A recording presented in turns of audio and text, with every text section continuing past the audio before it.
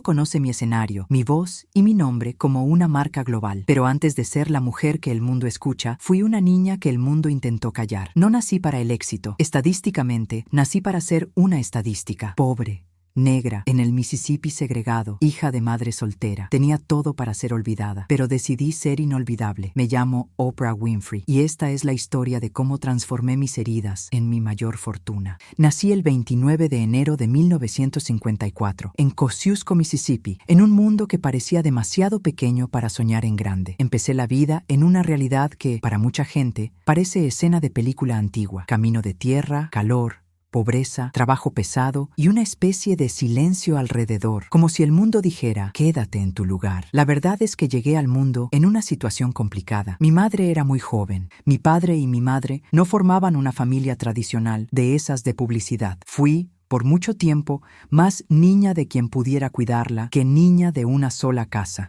Mis primeros años, quien me crió fue mi abuela. Ella era firme, de esas mujeres que no pedían permiso a la realidad. Ella solo la enfrentaba, y la recuerdo con un vestido sencillo, las manos siempre ocupadas, y una mirada que decía dos cosas al mismo tiempo. Te amo, y el mundo no te va a perdonar nada. Mucha gente habla de mí como la mujer que venció, pero yo siempre pienso, fui una niña que aprendió temprano a aguantar. La casa no tenía ningún lujo. A veces lo que teníamos era lo básico de lo básico, y aún así, mi abuela tenía una riqueza. Me enseñó a leer muy temprano. Cuando era bien pequeña, antes de los 3 años, ya estaba lidiando con las palabras como si fueran juguetes. Y eso no era común, no para una niña negra, pobre, en Mississippi. Mi abuela me llevaba a la iglesia, y la iglesia se convirtió en mi primer escenario. Logro verme pequeña, arreglada como se podía, con gente mirándome como si yo fuera una promesa. Me subía allá al frente y recitaba versos, poemas, pasajes bíblicos, y la reacción de las personas nunca la olvidé. Oía a las señoras cuchicheando y abanicándose el rostro con abanicos improvisados. Esta niña es diferente, Hattie Mae.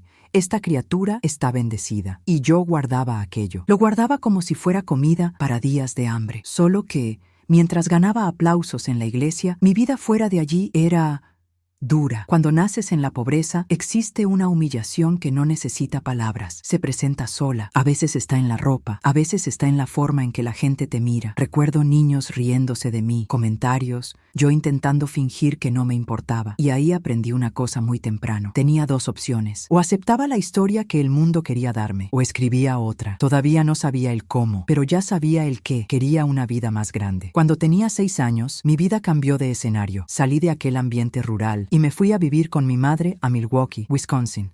Y si alguien imagina que vivir con la mamá significa automáticamente calidez, no siempre es así. Mi madre trabajaba mucho, mucho de verdad. Hacía lo que podía para sobrevivir. Y cuando un adulto está intentando no hundirse, el niño muchas veces aprende a no estorbar. Milwaukee era otra cosa, más ruido, más gente, más prisa. Y yo era una niña intentando descifrar el mundo de nuevo. Quería atención, pero no sabía pedirla. Quería contención, pero me acostumbré a estar sin ella. Quería seguridad, y fue ahí que la vida me presentó su lado más cruel. No voy a entrar en detalles pesados, porque no se trata de eso, pero necesito decir la verdad. Sufrí abuso en la infancia. Fue una secuencia de experiencias que empezaron cuando yo era muy joven y que tardé años en lograr nombrar en voz alta. Hay algo que le pasa a un niño cuando atraviesa eso. Empieza a sentirse culpable por existir. Empieza a creer que el silencio es más seguro que la verdad.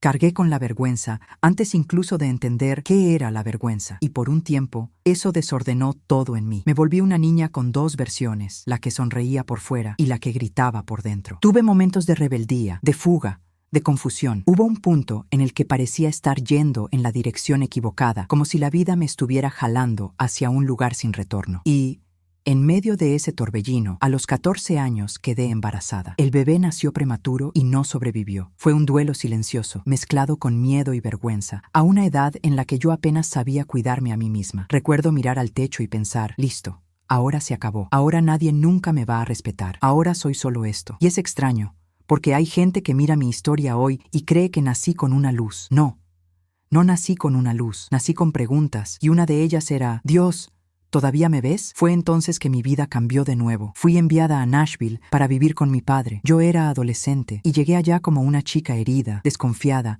intentando parecer dura. Mi padre era diferente. Él tenía un tipo de amor que no venía envuelto en dulzura, venía envuelto en expectativas. Recuerdo el primer choque con él.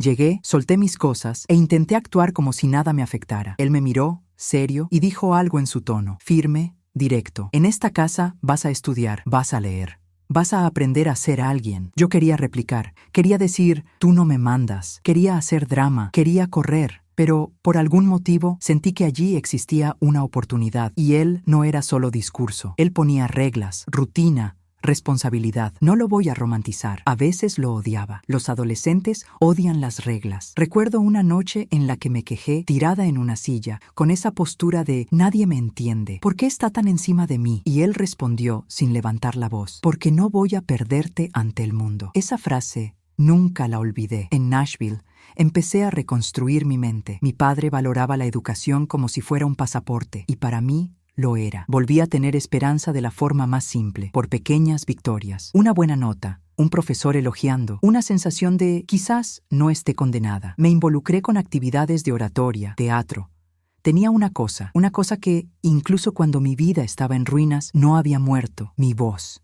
Y la voz, cuando encuentra disciplina, se convierte en destino. Empecé a participar en concursos, eventos, cualquier cosa que me pusiera frente a las personas. Y poco a poco fui dándome cuenta. Cuando yo hablaba, las personas escuchaban, no porque fuera perfecta, sino porque era verdadera. Y eso vale oro. También entré en contacto con la radio. Me fascinaba la idea de que alguien hablara y alcanzara gente que ni conoce. Era casi mágico. Recuerdo entrar a una estación y sentir el olor del lugar, equipos, papel, café viejo, energía de urgencia, y pensaba, Dios mío, entonces es aquí donde la vida sucede. Fui a estudiar a la Tennessee State University con beca, pero la verdad es que mi corazón ya estaba tirando hacia la comunicación y los medios. Quería trabajar con eso, vivir de eso. Y en algún momento tomé una decisión que da vértigo solo de recordar. No iba a esperar el momento perfecto. Iba a empezar. Tenía 19 años cuando me convertí en presentadora de noticias en una emisora local, la persona más joven en ese papel, y también un hito como mujer negra en la función en Nashville. Ahora, imagina esa escena conmigo. Yo, una chica negra, viniendo de la pobreza, con cicatrices que nadie veía, sentada frente a la cámara, con guión en mano, intentando parecer profesional, mientras por dentro pensaba, no te equivoques, no te equivoques, no te equivoques. En aquel tiempo, no era solo sobre leer noticias, era sobre probar que yo pertenecía allí. Recuerdo un momento en que alguien en el pasillo, no voy a decir quién, porque este tipo de cosas es mayor que una persona, soltó un comentario con ese veneno disfrazado de opinión. Hablas bien. Incluso, siempre hay un incluso cuando el mundo te mide con una vara injusta. Respiré, sonreí por educación y pensé, van a tener que soportarme con clase. Solo que, aún realizando un sueño, percibí algo rápido. El periodismo tradicional exigía una objetividad que me sofocaba. Yo quería sentir, quería preguntar, quería mirar a los ojos y entender qué había detrás de la noticia. No quería ser una máquina de hechos, quería ser un puente entre personas, y ese deseo me fue guiando. En 1976 fui a trabajar a Baltimore como reportera y copresentadora en una afiliada de la ABC, y allí sentí, de nuevo, aquella tensión. El mundo diciéndome, sé fría, y yo siendo yo. Intentaba seguir el guión de lo que esperaban de una presentadora, pero yo era emotiva, humana, curiosa. Quería hablar como habla la gente, y eso, en un ambiente rígido, parecía un defecto. Pero fue en Baltimore donde encontré una puerta que parecía tener mi nombre. Un programa de conversación, más suelto, más cercano a las personas. Cuando empecé a verme en ese formato, conversando, escuchando, reaccionando de verdad, sentí algo que casi no sentía desde niña. Alineación. Como si todo lo que había vivido, inclusive el dolor, tuviera un motivo. Como si hubiera sido entrenada por la vida para entender a las personas sin juzgarlas tan rápido. Recuerdo salir del estudio un día y pensar, es esto, es aquí. Y fue así que fui acercándome a lo que el mundo vendría a conocer después. Pero, en aquel momento, era solo una mujer joven intentando sobrevivir y crecer. Aún no era Oprah de la forma en que el planeta lo dice. Era solo Oprah intentando convertirse en alguien que ella misma respetara. Y para ser muy sincera, eso ya era bastante difícil. Me quedé en Baltimore el tiempo suficiente para entender dos cosas al mismo tiempo. Primero, que había encontrado un lugar donde mi naturaleza, curiosa, emocional, humana, no era un defecto. Y segundo, que aún no había aprendido a protegerme del peso que las historias de los otros pueden poner dentro de uno. En la televisión, especialmente en aquella época, había una expectativa de que fueras impecable, controlada, neutra. Pero yo no era neutra. Miraba a alguien contando sobre su vida y pensaba, ¿qué es lo que esta persona no está logrando decir? Yo quería llegar ahí, quería tocar lo que era real. Fue por eso que, cuando salí del noticiero y fui a un talk show local, sentí como si finalmente estuviera respirando. En Baltimore, presenté un programa llamado People Are Talking, y allí empecé a entender el poder de una conversación bien hecha. Y fue también en Baltimore que la vida me dio un regalo silencioso, una amistad que se volvería parte de mi historia para siempre. Conocí a Gayle King cuando todavía éramos jóvenes. Ella trabajaba en la emisora y nos cruzamos en aquel mundo ajetreado de los bastidores. Un día, hubo una tormenta de nieve. Recuerdo el frío como si hubiera entrado por los huesos. Y vi a Gayle sin tener a dónde ir, atrapada allí por culpa del clima. La miré y le dije, como si fuera la cosa más obvia del mundo, «Te puedes quedar en mi casa». Ella me miró fijamente como si yo acabara de abrir una puerta que ella ni sabía que existía. «¿En serio, Oprah? ¿En serio? No tiene sentido que te quedes atrapada aquí». Y allí, sin discurso bonito, sin promesa, sin ceremonia, nació un vínculo. Con el tiempo, las personas mirarían nuestra amistad e intentarían etiquetarla de todas las formas posibles, porque mucha gente no entiende a dos mujeres siendo profundamente leales la una a la otra sin ningún interés más allá del amor de amistad. Pero aquello fue uno de mis pilares. Solo que mientras construía espacio en la televisión, también estaba construyendo coraje, porque crecer como yo crecí te deja siempre con una sensación de «esto aquí puede acabar en cualquier momento». Y a veces, cuando sientes eso, trabajas el doble, no para ganar, sino para no perder. Y entonces, en 1983, principios de 1984, el teléfono sonó con un tipo de invitación que cambia el rumbo de una vida. Era Chicago.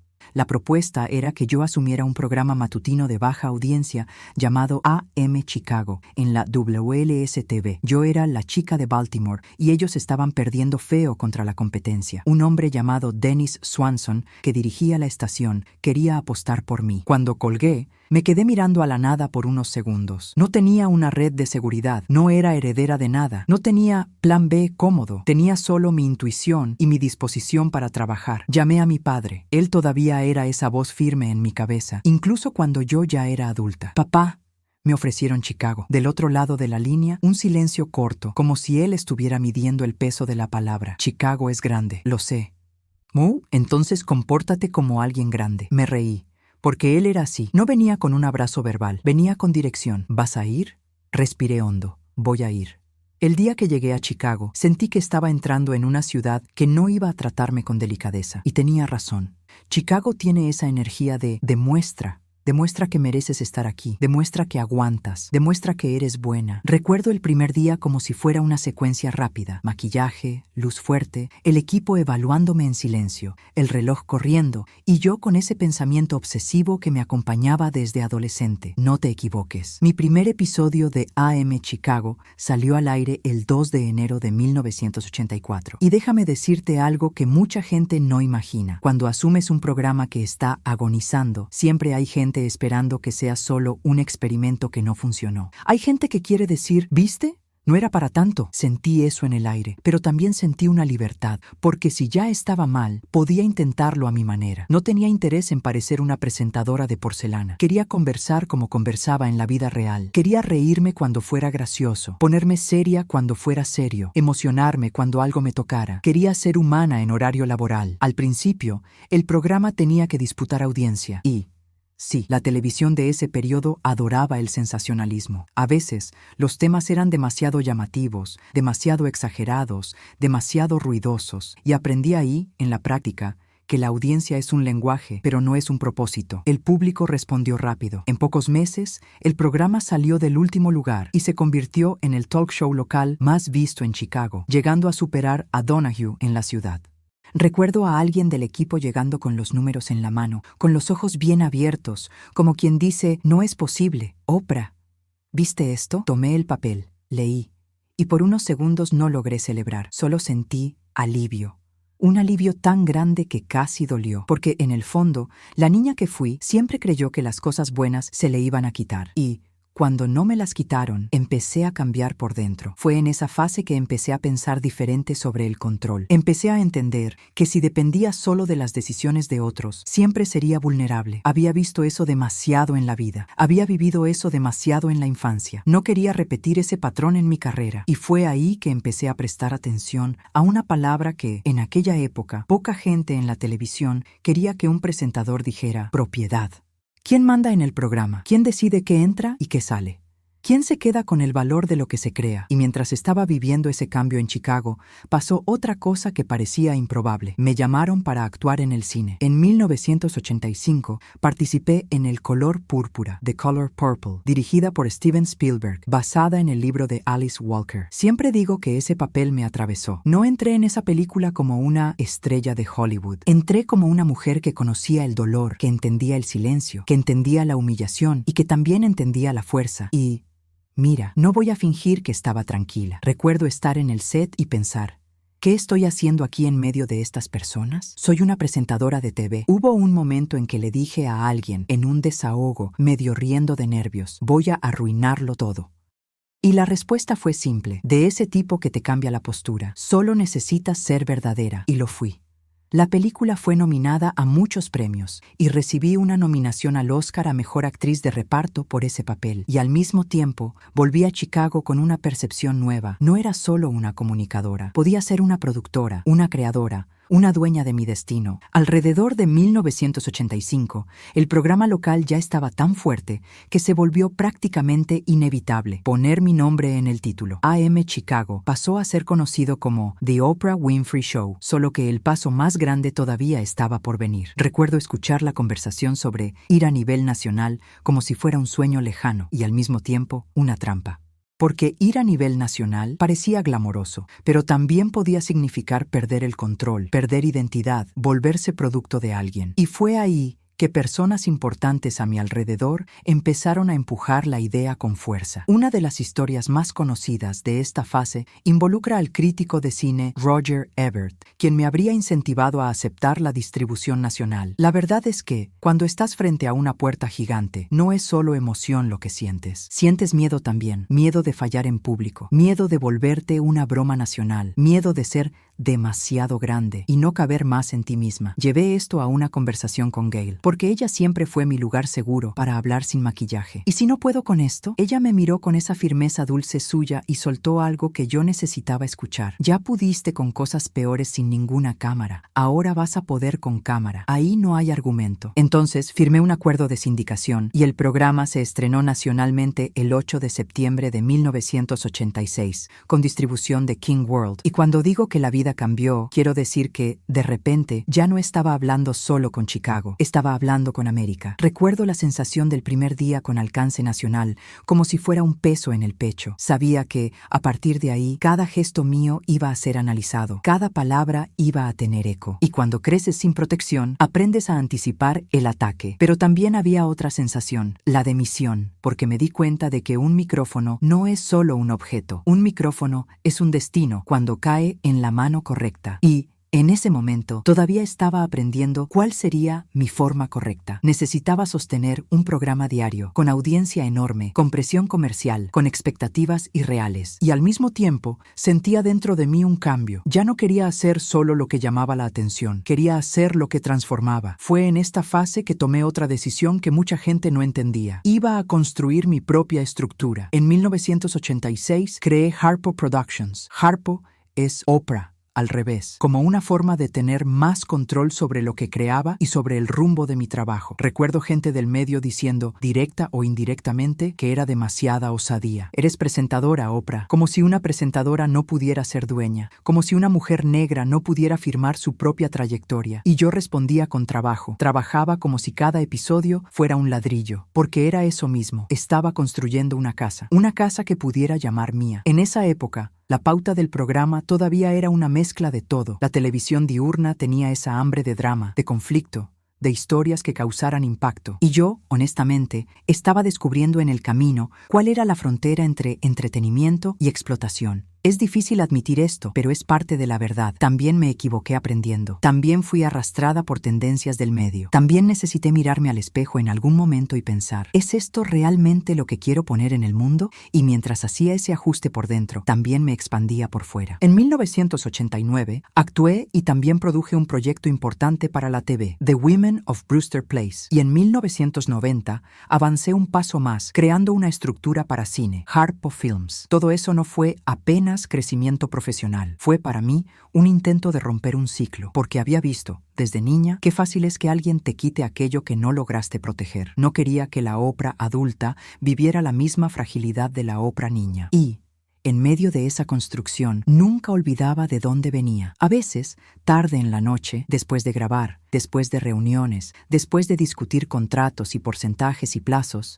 me quedaba sola y me encontraba pensando en aquella niña pequeña, en Mississippi, recitando en la iglesia. Casi oía la voz de mi abuela, como si ella estuviera allí, al lado. Usa bien tu voz. Y yo respondía bajito, como si ella pudiera oír, lo estoy intentando. Porque eso fue en lo que mi vida se convirtió en ese periodo. Un intento diario. Intentar ser grande sin ser vacía. Intentar tener poder sin perder el alma. Intentar volverme marca sin dejar de ser gente. Y lo que aún no sabía, pero estaba a punto de descubrir, es que la fase siguiente exigiría de mí un nivel aún más alto de responsabilidad. Porque cuando millones te miran, no cambias solo tu vida, cambias la cultura. Recuerdo que, cuando el programa se volvió nacional y mi nombre empezó a volverse un fenómeno, mucha gente creyó que yo había llegado a un tipo de final feliz. Pero, por dentro, yo sabía. Solo había llegado a un tipo nuevo de comienzo. Porque cuando te das cuenta de que millones de personas te miran, pasa una cosa extraña. Sientes orgullo y, al mismo tiempo, sientes miedo. Miedo de volverte una caricatura, miedo de perderte, miedo de despertar un día y darte cuenta de que estás viviendo para complacer al mercado y no para honrar tu verdad. Y yo no quería eso. Estaba construyendo Harpo, estaba aprendiendo sobre contratos,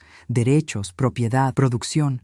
Y aún así, había un vacío que a veces aparecía al final del día. Tenía éxito, pero todavía era una persona intentando entenderse. Hubo una noche, ya tarde, en que me quedé sola en mi oficina, mirando una pila de papeles y números, y pensé, todo esto es grande, ¿pero qué estoy alimentando aquí? ¿Mi alma está creciendo a la par? Mi equipo empezó a notar que yo estaba inquieta. Un productor, en un tono cuidadoso, me preguntó, ¿qué pasa, Oprah? ¿No estás feliz? Al programa le está yendo muy bien. Respiré y dije aquello que venía tragándome hacía meses. No quiero solo audiencia, quiero significado. Y cuando dije eso, sentí que había cruzado una línea invisible, como si finalmente hubiera asumido ante mí misma que no podía ser solo una presentadora en busca de números. Necesitaba ser una persona en busca de propósito. En aquel tiempo, la televisión diurna podía ser muy ruidosa. A veces, tenía la tentación de transformar gente en espectáculo, y me di cuenta de que no quería usar el dolor de los otros como entretenimiento. Quería honrar ese dolor, transformar aquello en aprendizaje, en sanación, en algo que levantara a la persona en vez de aplastarla. También empecé a entender que necesitaba mirar mi propia vida con más valentía, porque ya había contado cosas públicamente, pero todavía había partes mías que trataba como si fueran una habitación cerrada con llave. Y tenía otra batalla antigua, mi cuerpo.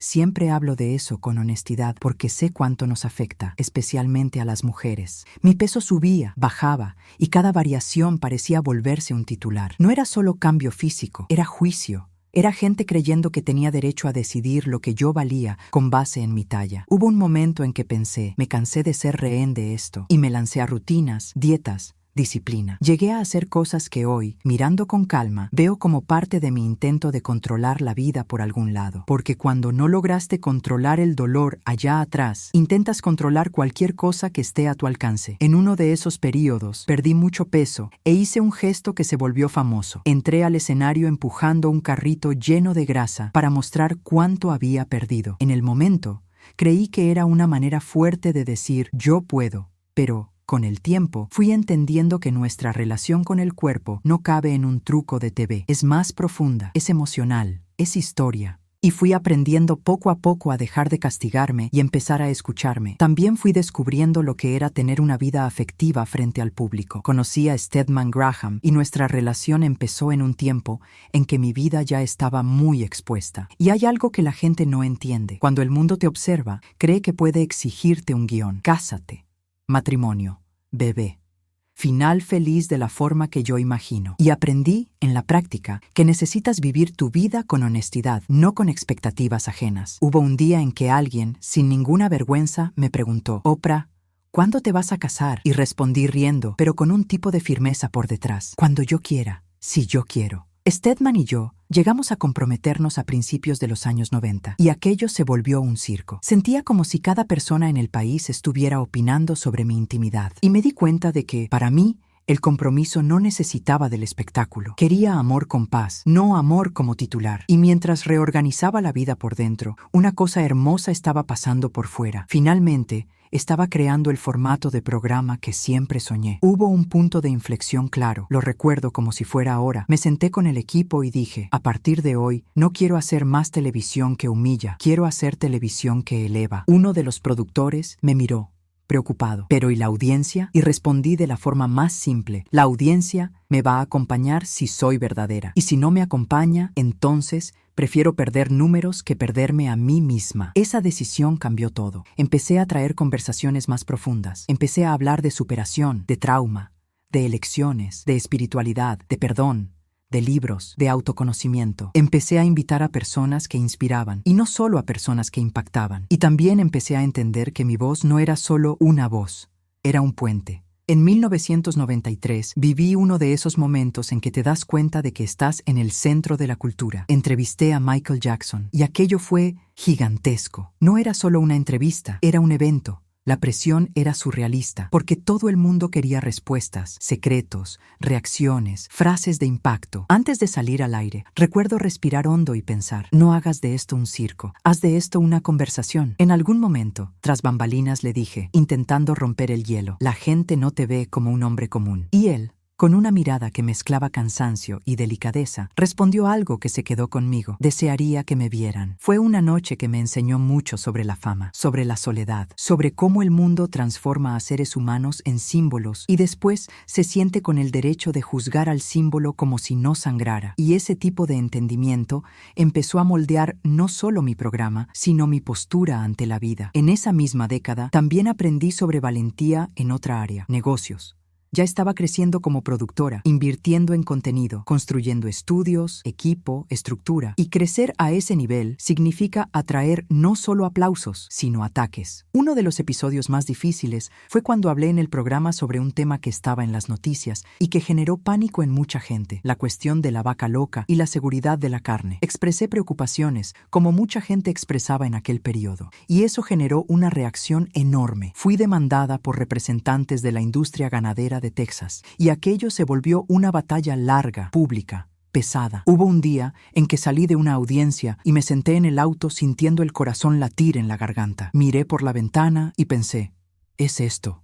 Es así como intentan callarte. Mi abogada me preguntó, ¿quieres suavizar? ¿Quieres retractarte de algo que dijiste? Y respondí con la convicción que encontré a lo largo de la vida. No voy a vivir con miedo. Al final, gané aquel juicio, pero el verdadero aprendizaje fue otro. Cuando tienes una plataforma grande, necesitas usarla con responsabilidad y al mismo tiempo necesitas aceptar que siempre habrá alguien intentando controlar lo que puedes o no decir. Fue también en los años 90 que hice algo que considero uno de los movimientos más influyentes de mi carrera. Creé un club de lectura. Puede parecer simple hoy, pero en aquella época, transformar libros en tema popular, en conversación de almuerzo, en fiebre nacional, eso era casi impensable. Recuerdo el primer anuncio. Estaba en el estudio, sostuve un libro y le dije al público, con emoción verdadera, quiero que leamos juntos, quiero que conversemos sobre esto, quiero que crezcamos juntos. Y vi en los ojos de las personas una cosa que me conmovió. Sed de historia, sed de sentido, sed de reconocerse en páginas. Vi gente diciendo, hace años que no leía un libro entero, y yo respondía, entonces vamos a empezar ahora. De repente,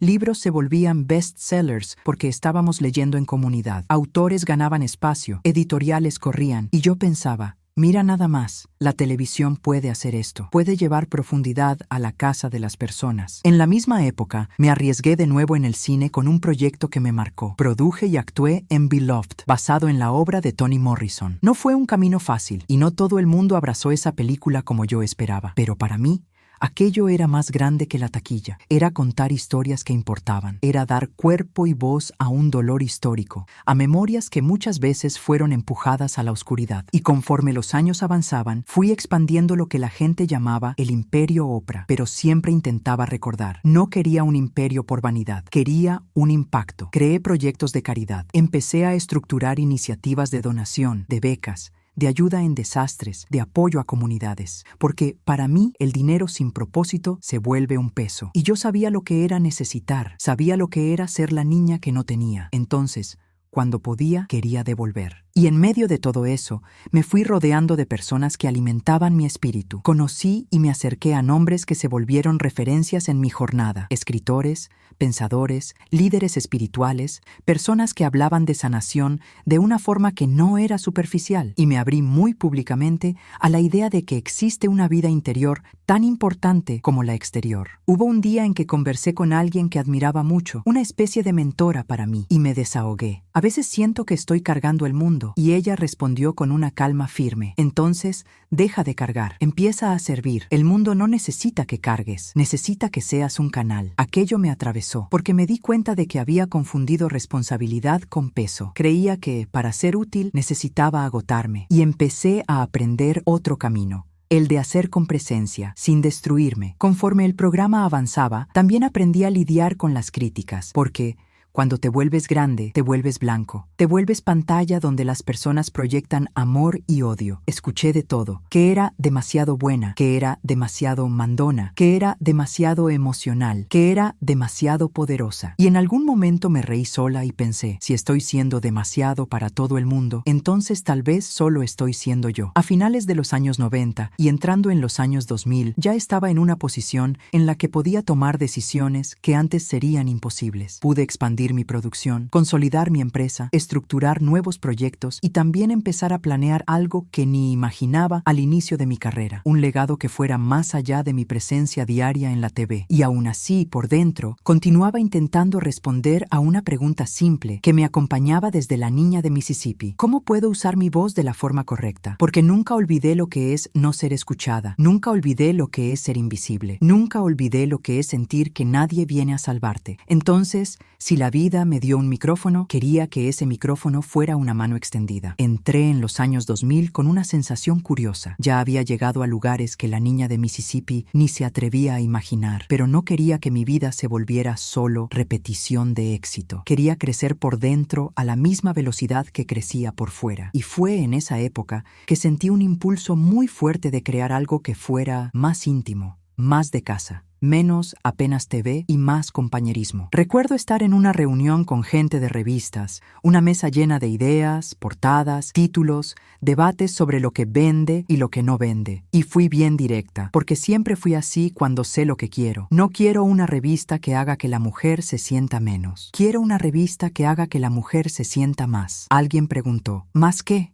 Y respondí, más viva, más capaz, más dueña de sí misma. Así nació la idea de lo que el mundo conoció como The Oprah Magazine, que empezó en el 2000. No quería solo poner mi rostro en portadas. Quería poner conversación en la mesa de la cocina. Quería que alguien, en cualquier lugar, abriera una página y sintiera, no estoy sola. Y fue en esa fase que también noté una cosa. Ya no era solo una persona con un programa. Me había convertido en un tipo de plataforma. Y una plataforma sin corazón es solo un escenario vacío. Creé y apoyé iniciativas de donación, proyectos de educación, programas de apoyo para personas que eran invisibles para mucha gente. Siempre me repetía a mí misma, ¿sabes lo que es necesitar? No olvides eso. Y aún así, no voy a mentir, cuanto más creces, más te ponen a prueba. Hubo un periodo en que mi programa era tan grande que cualquier cosa que pasara allí se volvía impacto inmediato. Eso es hermoso y peligroso. Recuerdo una época en que un libro elegido por mi club de lectura se volvió una polémica nacional. Había recomendado una obra porque me había conmovido y después salió a la luz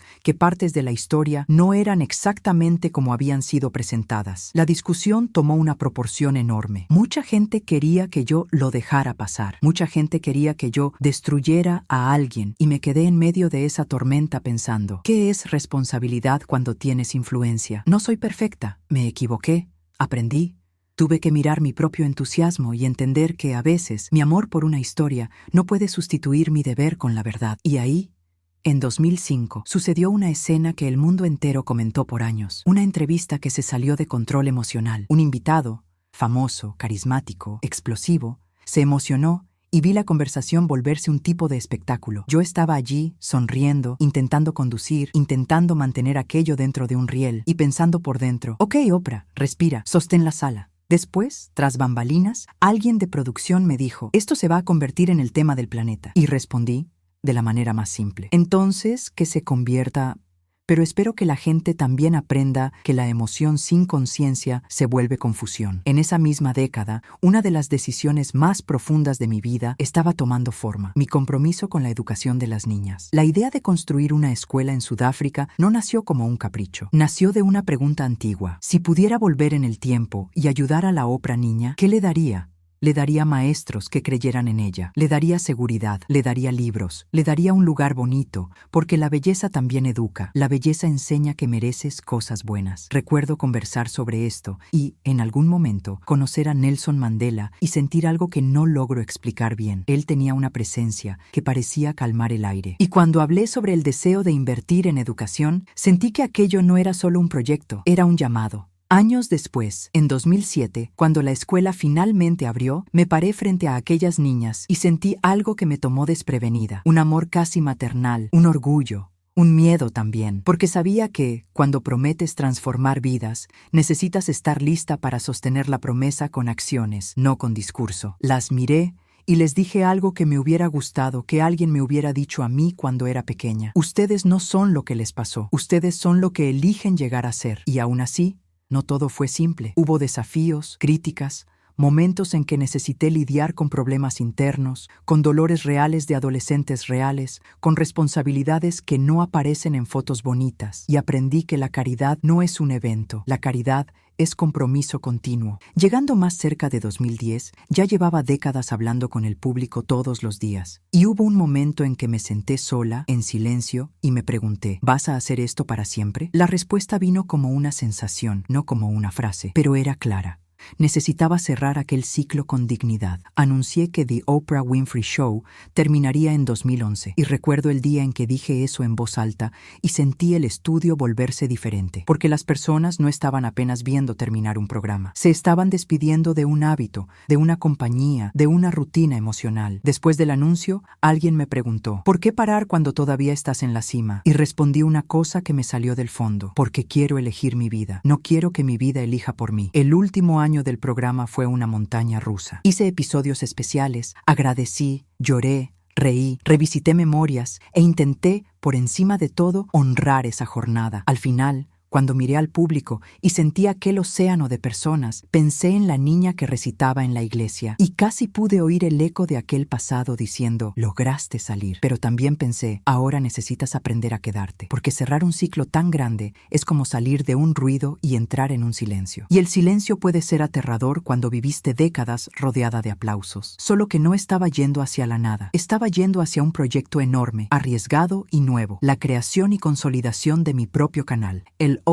Oprah Winfrey Network. Empezó en 2011 y voy a decirte con honestidad, fue uno de los mayores desafíos profesionales de mi vida. Mucha gente creyó que sería automáticamente un éxito, solo porque tenía mi nombre. Pero los medios no funcionan así. No compras la confianza del público solo con reputación. Necesitas entregar contenido, consistencia, visión. En los primeros tiempos hubo dificultades, ajustes, decisiones que necesité tomar con firmeza. Hubo gente apostando en contra. Hubo gente diciendo: ella finalmente va a caer. Y recuerdo una reunión dura. Números en la pantalla. El equipo tenso. Alguien habló en voz baja: estamos sufriendo, Oprah. Y respondí, mirando a los ojos de la sala: entonces vamos a aprender. No tengo miedo de aprender en público. Siempre dije: no soy la mujer que nunca falló, soy la mujer que aprendió a no rendirse cuando falla. Con el tiempo, el canal encontró identidad y aprendí a liderar de una forma diferente a como lideraba un talk show diario. Un canal exige estrategia, paciencia, un equipo enorme, decisiones a largo plazo. Y fui madurando en eso. Al mismo tiempo, continué contando historias fuera de la TV diaria, producciones, documentales, películas,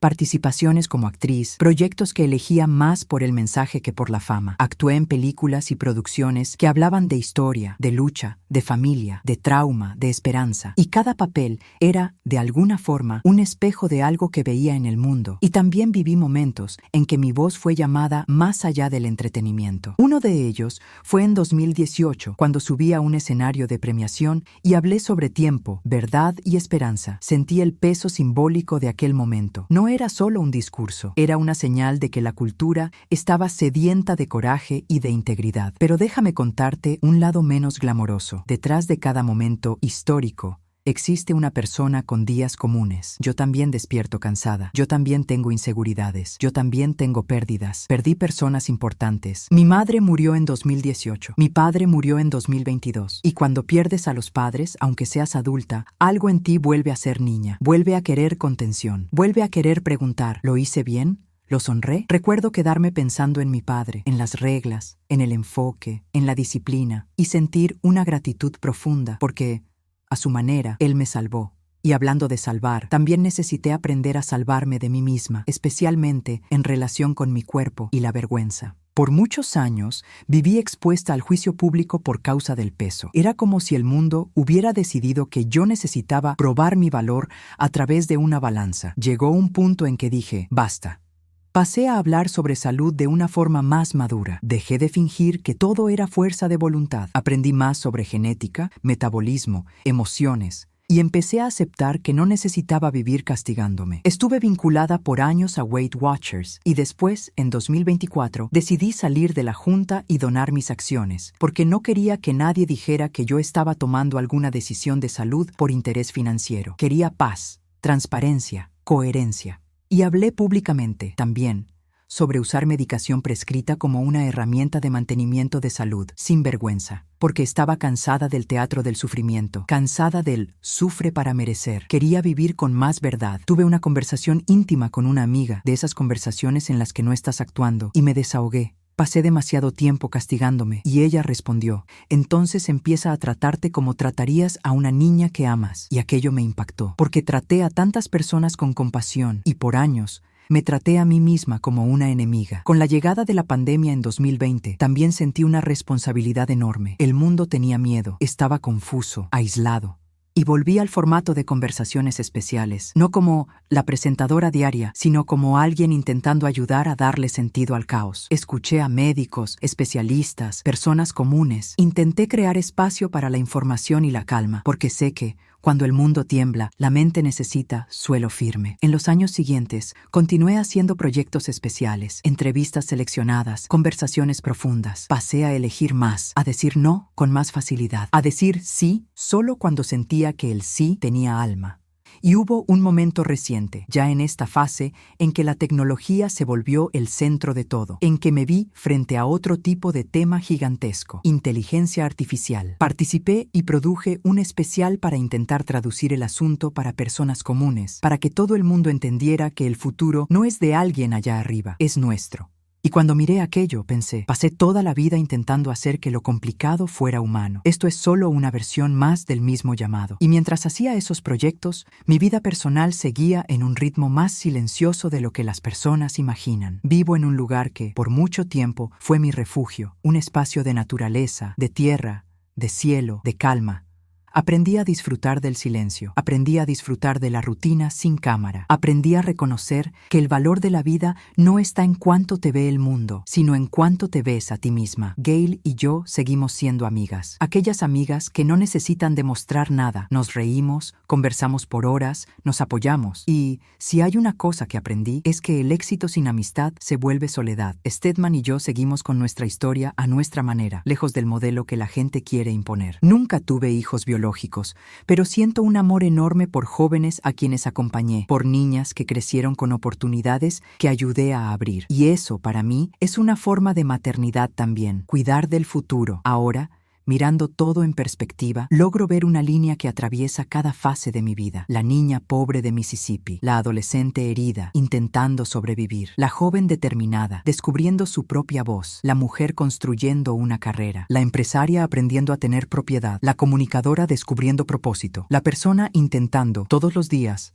ser más completa. Y si me preguntaras hoy, Oprah, ¿cuál es la cosa más importante que aprendiste? Diría que fue esto. No controlas lo que te pasa, pero controlas lo que haces con lo que te pasa. Transformé dolor en lenguaje, vergüenza en coraje, silencio en voz. Y principalmente, transformé la sensación de nadie me va a salvar en puedo levantarme y puedo ayudar a otros a levantarse también. Y hay una escena que, a veces, imagino en mi cabeza, no como fantasía, sino como cierre simbólico. Imagino a la Oprah pequeña sentada al borde de una cama sencilla, sosteniendo un libro con el corazón lleno de miedo al mundo. Me acerco a ella, como la Oprah adulta, y le digo, vas a pasar por cosas que no son justas. Ella me mira con ojos grandes y pregunta, ¿voy a sobrevivir? Y respondo con una calma que me gustaría que ella hubiera escuchado en aquella época. Vas a sobrevivir. Y un día, tu voz se va a volver hogar para mucha gente. Y veo a esa niña respirar aliviada, incluso sin entender cómo, porque así funciona la esperanza. No necesita explicar todo, solo necesita quedarse. Si llegaste hasta aquí escuchando mi historia, te agradezco por acompañarme en este camino. Y te voy a pedir una cosa, de corazón.